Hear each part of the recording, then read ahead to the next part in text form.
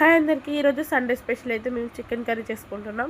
So సమ్మర్లో మాది రేకులు అవ్వడం వల్ల చాలా అంటే చాలా ఉబ్బరేస్తుంది కిచెన్లో అని మా బావ నా కోసం చిన్న ఫ్యాన్ సెట్ చేశారు. సో ఇలాంటి చిన్న చిన్న ప్రేమలు చాలా బాగా అనిపిస్తాయి కదా. అండ్ ఇప్పుడైతే నేను చికెన్ వాష్ చేస్తున్నాను. ముందుగా చికెన్లో అయితే కొద్దిగా సాల్ట్ వేసి వాష్ చేసుకోవాలంట. అండ్ పసుపు కూడా యాడ్ చేసుకోవచ్చు. సో ఇదైతే నాకు మా అక్క చెప్పింది, సో మా తోటికోడలు. అండ్ ఇప్పుడు ఒక కడాయి తీసుకొని అది వేడైన తర్వాత ఆయిల్ వేయాలి.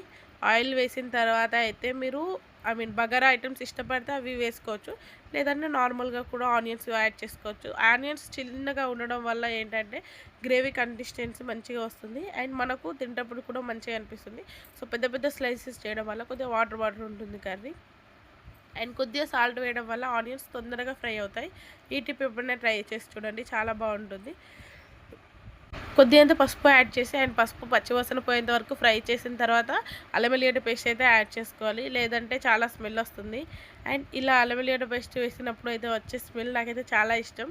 అండ్ మనం ఇప్పుడు ఇది కూడా అల్లం వెల్లిగడ్డ కొద్దిగా స్మెల్ పోయేంత వరకు మంచిగా కలుపుకోవాలి. అండ్ తర్వాత మనం ముందుగా వాష్ చేసి పెట్టుకున్న చికెన్ అయితే యాడ్ చేసుకోవాలి.